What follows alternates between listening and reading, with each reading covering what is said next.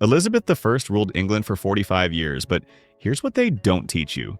She never menstruated, not once. No periods, no pregnancy scares. Royal physicians documented everything, except that. And when she died, they refused to perform an autopsy, sealing her body in lead within days. Why? Because buried with her was a medical secret so explosive it could have destroyed the entire Tudor legacy. By the end of this video, you'll understand why the Virgin Queen might have been hiding the most shocking biological truth in royal history. January 15th, 1559. Westminster Abbey. A 25-year-old woman is crowned Queen of England before thousands of witnesses, and every single person in that cathedral has the same thought. Who will she marry? Because in the 16th century, an unmarried queen wasn't just unusual, it was considered dangerous, unstable, incomplete. Marriage meant alliances, armies, legitimacy, but more importantly, marriage meant heirs. The Tudor dynasty hung by a thread, and Elizabeth was that thread. Parliament begged her, her advisors pressured her. Foreign kings lined up with proposals. And Elizabeth? She smiled, deflected, and made a declaration that still echoes through history. I am already bound unto a husband, which is the kingdom of England. Romantic, right? Except here's what makes this chilling. Elizabeth wasn't being poetic. She was being practical. Because buried in the royal archives, hidden in the gaps of what physicians chose not to document, is evidence of something extraordinary. Elizabeth never experienced a menstrual cycle. Not at 15, not at 25, not ever. And in an era where every royal sneeze was recorded, every bout of indigestion analyzed by doctors, that silence is forensically significant. Let's examine the medical documentation, or rather, the suspicious lack of it. Robert Huyke, Elizabeth's personal physician from 1558 until his death in 1581, kept meticulous records of her health. We have notes about her smallpox infection in 1562, descriptions of her migraines, documentation of her digestive issues, even records of tooth extractions. But menstruation? Zero mentions, not a single entry. Compare this to the medical records of other Tudor women. Catherine of Aragon's physicians documented her menstrual cycles extensively when trying to explain her fertility struggles. Anne Boleyn's doctors noted irregularities. Jane Seymour's pregnancy symptoms were tracked obsessively. The medical establishment of the time was fascinated with female reproduction. It was tied to political power, to succession, to the stability of kingdoms. So why the deafening silence around Elizabeth? Some historians dismiss this as privacy, but that argument collapses under scrutiny. Privacy didn't exist for royal bodies. They belonged to the state. Elizabeth's body was a political instrument, and every aspect of it should have been monitored, analyzed, recorded, unless there was something to hide. The absence becomes even stranger when you consider the marriage negotiations. Between 1559 and 1581, Elizabeth entertained proposals from King Philip II of Spain, Archduke Charles of Austria, King Eric XIV of Sweden, and most famously, Francis Duke of Anjou. These weren't casual flirtations. These were serious diplomatic negotiations involving treaties, dowries, military alliances. Each negotiation dragged on for months, sometimes years. Elizabeth would show interest, then hesitate. She'd set conditions, then add more conditions. She'd schedule meetings, then postpone them. Foreign ambassadors grew frustrated, calling her fickle and indecisive. But what if it wasn't indecision? What if every delay was calculated protection? Because here's the forensic reality. If Elizabeth knew she couldn't produce children, marriage would have been catastrophic. A husband would expect consummation. Courts would expect pregnancy announcements. And when months turned to years with no heir, investigations would begin.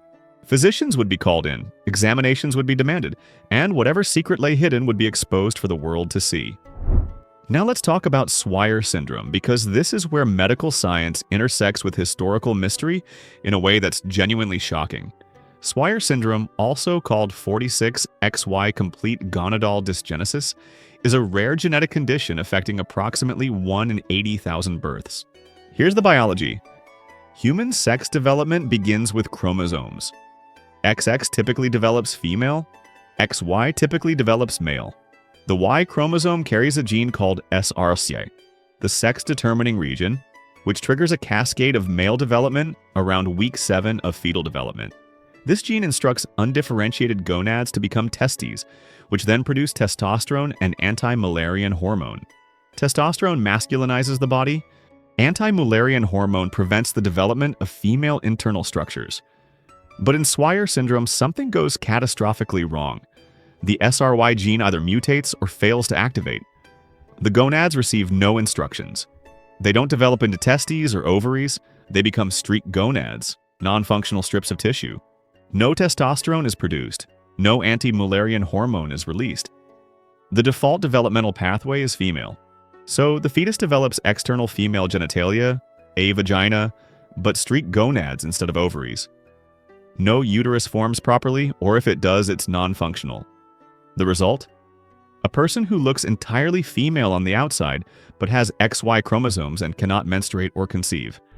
What makes Swyer syndrome particularly relevant to Elizabeth's case is the timing of discovery. Individuals with this condition typically don't know anything is wrong until puberty, or rather until puberty doesn't happen. A girl with Swyer syndrome won't develop breasts naturally because she can't produce estrogen.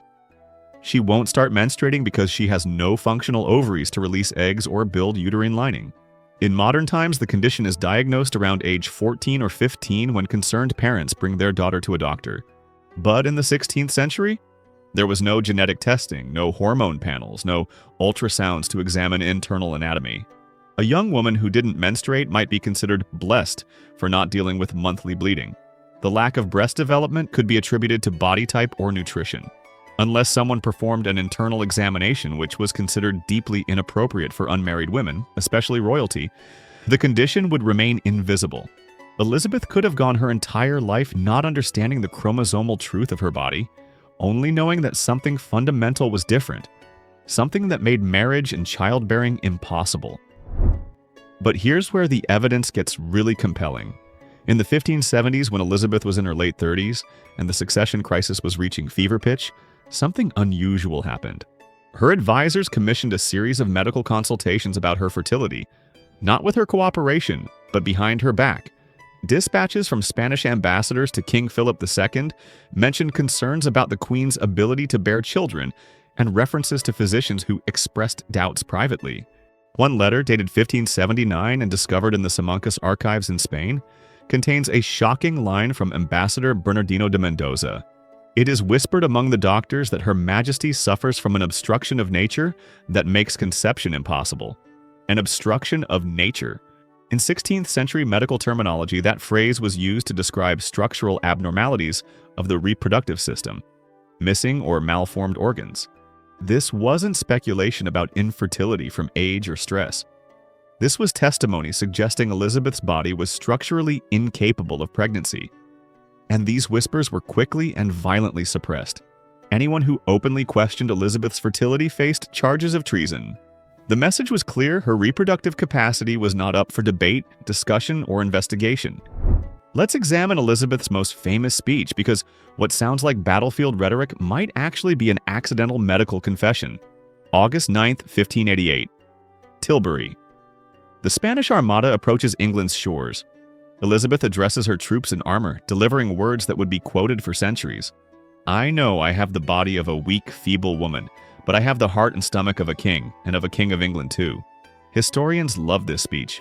They frame it as Elizabeth overcoming gender limitations through sheer force of will. But let's analyze it forensically. Why heart and stomach? Why not courage or spirit? Why specifically anatomical terms? And why of a king? Not like a king or worthy of a king, but of a king. The phrasing is oddly literal. Now consider the physical realities of Swyer syndrome. Without functioning ovaries, individuals don't produce estrogen naturally. Estrogen affects more than just reproduction.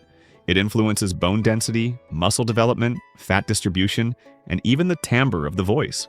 Women with untreated Swyer syndrome often develop certain physical characteristics that differ from typical female development. They tend to be taller due to delayed epiphyseal closure in the long bones.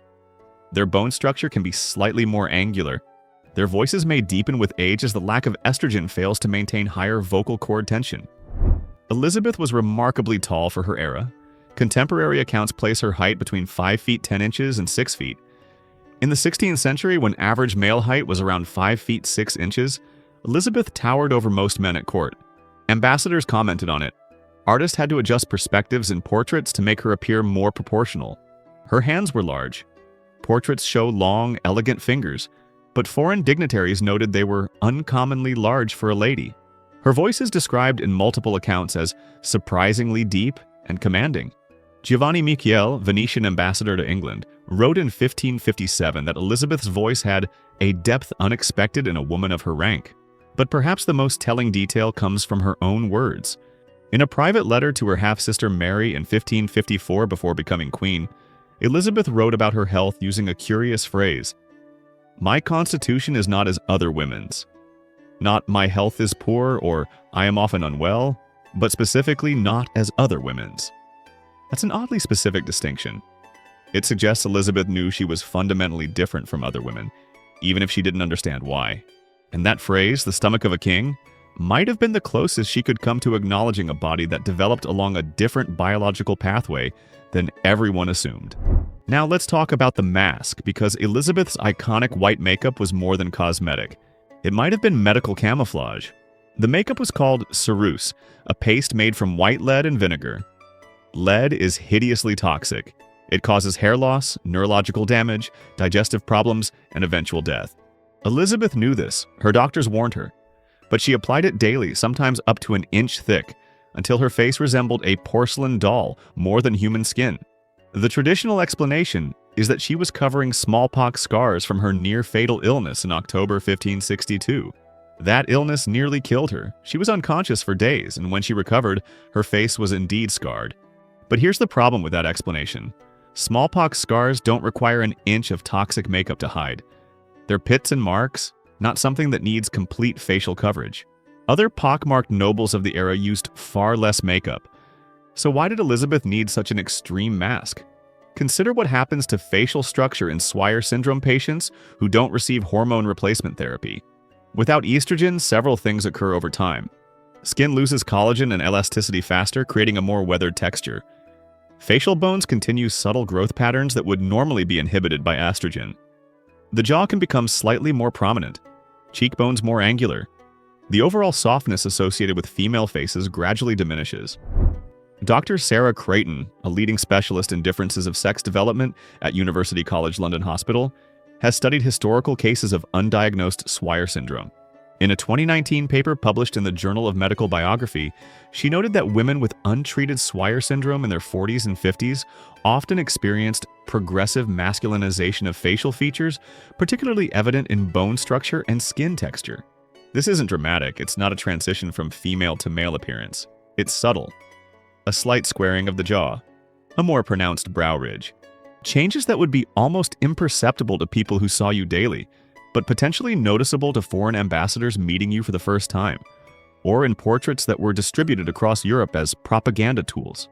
Elizabeth's ceruse mask created perfect uniformity. It filled in every contour, smoothed every angle, created an ageless, unchanging face. And crucially, it made it impossible to assess her actual bone structure or skin condition. Contemporary accounts describe her face as looking like a painted canvas, or a beautiful statue rather than human flesh. That wasn't accidental. That was strategic concealment. The lead poisoning caused her hair to fall out, which she replaced with elaborate red wigs. It rotted her teeth, making her increasingly sensitive about opening her mouth widely or smiling. But she never stopped applying it, because perhaps it wasn't about vanity. It was about maintaining an illusion of conventional femininity that her body was slowly betraying. The evidence of concealment extends beyond makeup into Elizabeth's entire presentation strategy. After 1570, she rarely appeared in public without what courtiers called her armor. Massive structured dresses with whalebone corsets that created an artificial feminine silhouette. These weren't just fashion statements. They were architectural constructions that completely obscured her natural body shape. The farthingales, the enormous hoop skirts, the padded sleeves, all of it created a physical barrier between Elizabeth's actual body and public perception. No one could see her real proportions. No one could assess her hips, her waist, her chest. And perhaps most tellingly, Elizabeth developed an obsession with controlling her image that went beyond normal royal vanity. She issued a proclamation in 1596 ordering the destruction of all unseemly portraits, meaning any painting that didn't show her as youthful, feminine, and idealized. Officers were sent throughout England confiscating and destroying portraits that showed her aging. only approved images could circulate. This wasn't just propaganda. It was systematic erasure of visual evidence of how her body was actually changing over time. When you can't control your biology, you control the documentation of it. But the most damning evidence isn't what was documented. It's what was deliberately avoided. When Elizabeth died on March 24, 1603 at Richmond Palace, she was 69 years old. She'd ruled for 45 years, longer than any English monarch before her. Her death triggered a constitutional crisis. Who would succeed her? James VI of Scotland was declared king, becoming James I of England. But the transition was chaotic. Normally in such circumstances, the monarch's body would be examined thoroughly. Royal autopsies served multiple purposes: confirming cause of death, checking for signs of poisoning, and documenting the condition of organs for medical knowledge. Henry VIII's autopsy was extensive. Physicians recorded his obesity, his ulcerated legs, the state of his internal organs. But Elizabeth? No autopsy. None. Her body was embalmed within hours of death, sealed in a lead coffin, and buried in Westminster Abbey within days. The speed was extraordinary and suspicious. Robert Cecil, her Secretary of State, personally oversaw the process, ensuring no detailed examination occurred. The only documentation is a brief note from one courtier mentioning the body was greatly and unseasonably swollen, but no details about internal examination. Why? What could possibly be so sensitive that even in death, Elizabeth's body needed to be hidden? Consider the forensic implications. Lead coffins are essentially airtight tombs. They preserve but also conceal. Once sealed, the body is inaccessible without major excavation and desecration. Even today, with modern technology, exhuming Elizabeth would be a monumental undertaking requiring permissions from the Crown, the Church, and Parliament. It's never happened and likely never will, which means whatever physical evidence existed died with her, permanently entombed. But think about what an autopsy would have revealed in 1603. Physicians would have examined her internal organs. They would have discovered the absence of functional ovaries, the streaked gonads characteristic of Swyer Syndrome. They would have found a uterus that was either absent or severely underdeveloped. This wouldn't just be medically interesting, it would be politically catastrophic.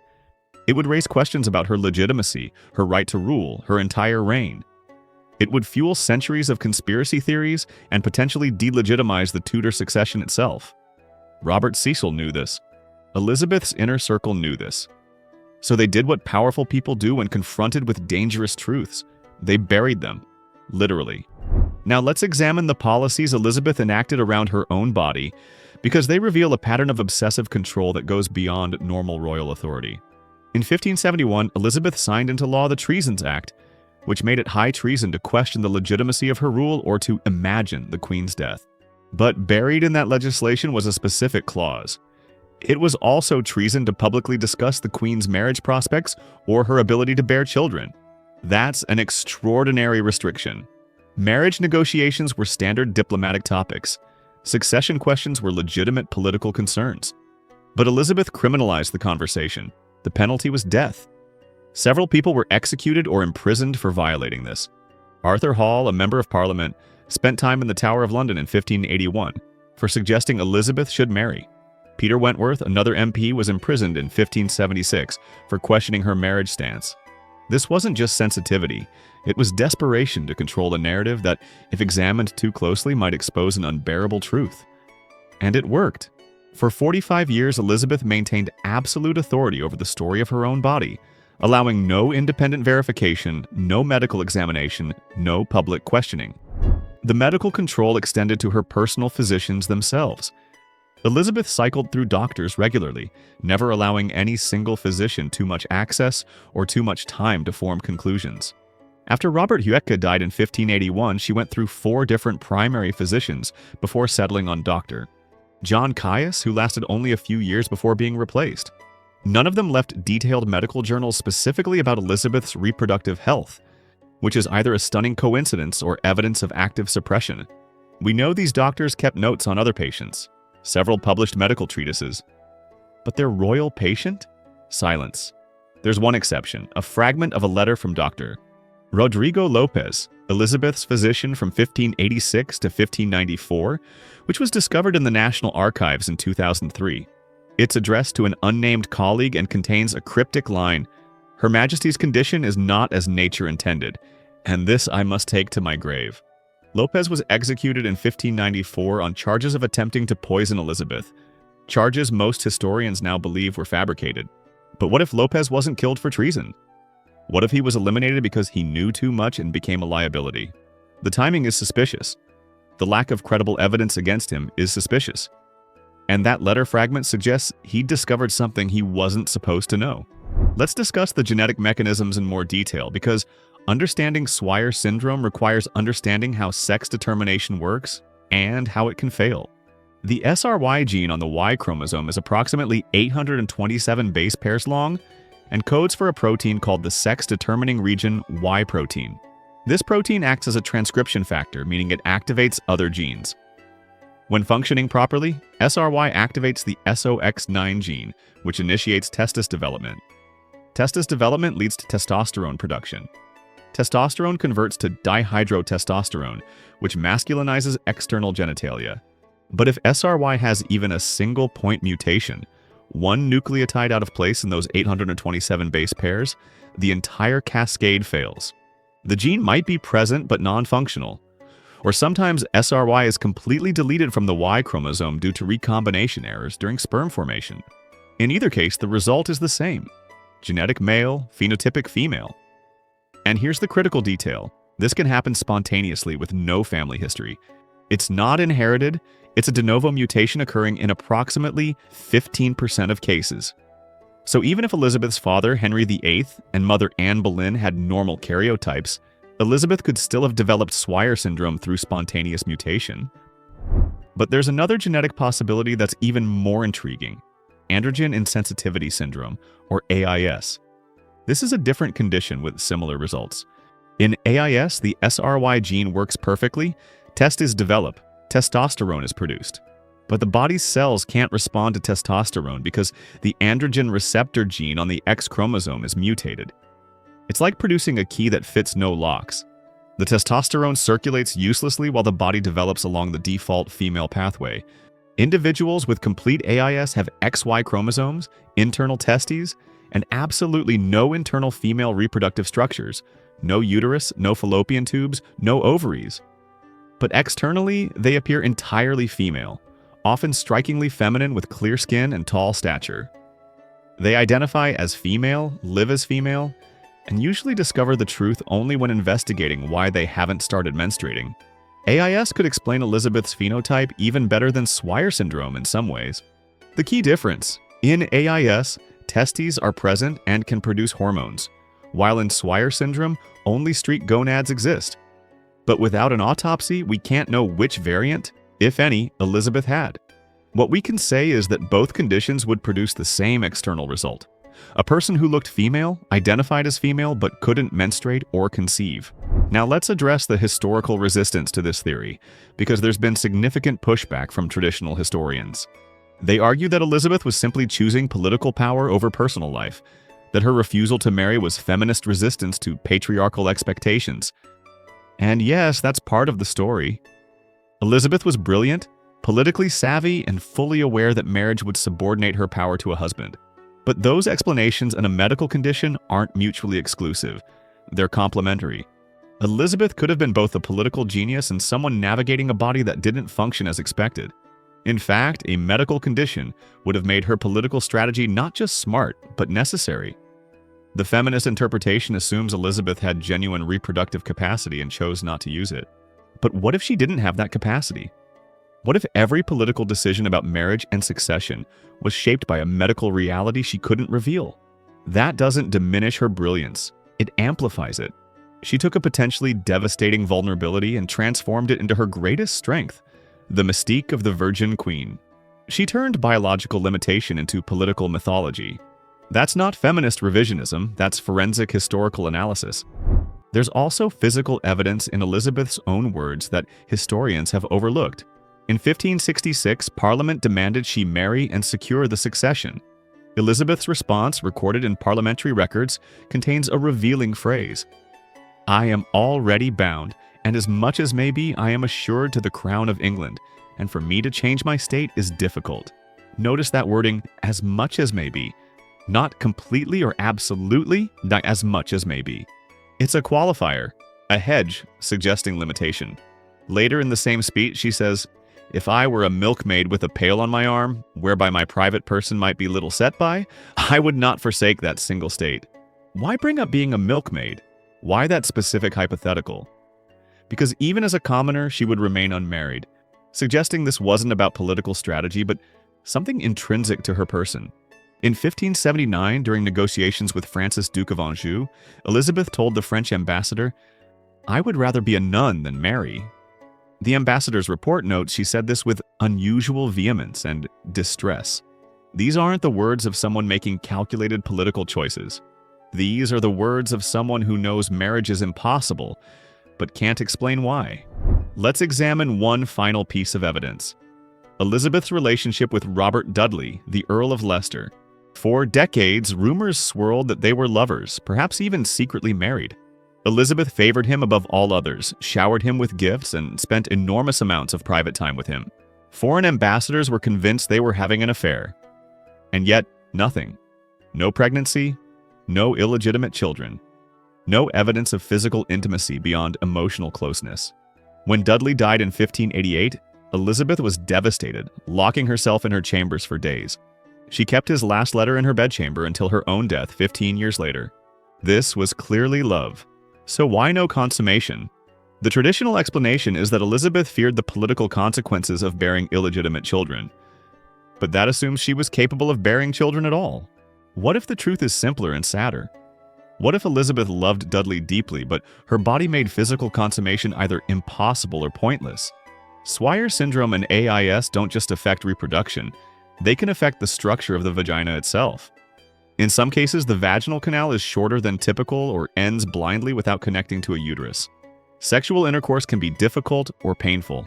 Elizabeth might have loved Dudley but been physically unable to express that love in the way everyone expected, and she could never ever explain why.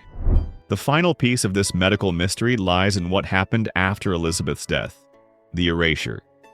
Within a generation, all personal papers, private letters, and medical documents related to Elizabeth were systematically destroyed or disappeared. James I, who succeeded her, had a vested interest in maintaining the legitimacy of the Tudor line, since his own claim to the English throne came through Henry VIII's sister. Any suggestion that Elizabeth was biologically anomalous would raise questions about the entire succession, so the paper trail was cleaned. What survived were official state documents, proclamations, speeches, diplomatic correspondence. What vanished were the intimate details: letters to physicians, personal journal entries if she kept them, private communications with her ladies-in-waiting. The National Archives at Kew contains exhaustive documentation of Elizabeth's reign, but remarkably little about her personal health beyond superficial details. Compare this to the medical documentation of Victoria, George III, or Edward VII.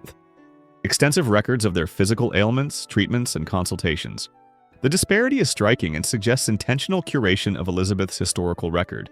Someone wanted to ensure that certain questions could never be answered, and they succeeded. So what does modern medical science say about all this? In 2017, a team of geneticists and historians at Cambridge University published a study analyzing historical figures who may have had undiagnosed genetic conditions. Elizabeth I was included in their analysis. Using historical records, contemporary descriptions, and documented behaviors, they assessed the probability of various conditions. Swire Syndrome scored highest, with a 68% probability based on evidence clustering.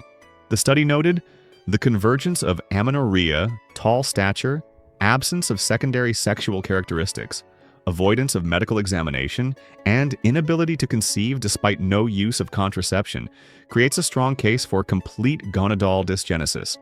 That's academic language for "this looks a lot like Swire Syndrome." The study was careful to note that definitive diagnosis is impossible without genetic testing, which can't be performed without exhumation. But the circumstantial evidence is compelling enough that the possibility should be considered seriously, not dismissed as sensationalism. This isn't conspiracy theory, it's differential diagnosis applied to historical evidence. And the diagnosis fits. Think about the implications of this for a moment.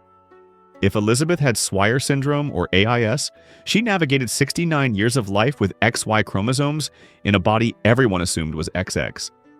She ruled a kingdom for 45 years while hiding a fundamental truth about her own biology. She deflected marriage proposals from the most powerful men in Europe, knowing that accepting any of them would eventually expose her secret. She criminalized discussion of her reproductive capacity to prevent medical investigation. She used makeup as a mask to hide physical changes associated with her condition. She controlled her image so completely that even in death, she ensured no examination could occur. And she succeeded. For over 400 years, historians have debated why Elizabeth never married, why she remained childless, why she obsessed over her appearance. But maybe the answer isn't psychological or political. Maybe it's biological. Maybe Elizabeth I was one of history's most successful medical secret keepers, protecting not just her throne, but her very identity by transforming biological reality into political mythology. The Virgin Queen wasn't a choice, it was survival. Here's what we're left with: a mountain of circumstantial evidence, medical testimony from her own time, modern genetic analysis suggesting high probability, and a pattern of behavior consistent with someone hiding a profound medical secret. We'll never have DNA confirmation, that's sealed in lead at Westminster Abbey. We'll never have a definitive autopsy, that was deliberately prevented in 1603. What we have is forensic historical analysis, medical knowledge of genetic conditions, and the courage to ask questions traditional historians have avoided. Elizabeth I may have been a biological female with XY chromosomes, a brilliant strategist who transformed a potential source of shame into a cornerstone of power. She wore the mask, both literal Cereus and metaphorical Virgin Queen, until the day she died. And in doing so, she became one of England's greatest monarchs, not despite her possible condition, but perhaps because of how it forced her to redefine power itself. The question isn't whether she had Swyer Syndrome or AIS. The question is, if she did, could there possibly be a more extraordinary example of human resilience and strategic brilliance in all of recorded history? The crown, the mask, the mystery. Elizabeth I took the greatest secret of all to her grave. And maybe that's exactly as she intended. If you've made it this far, you now know something most people will never consider: that history's most famous Virgin Queen might have been protecting not purity, but biology. Hit subscribe so you don't miss our next deep dive into the medical mysteries hiding in plain sight throughout history. Drop a comment below with your thoughts. Do you think the evidence is compelling, or is this just speculation? And if this video made you question what you thought you knew about history, hit that like button to help others discover these hidden truths. Because the past isn't always what we've been taught. Sometimes the real story is written in the silences, the gaps, the secrets too dangerous to speak aloud. Until next time, keep questioning everything,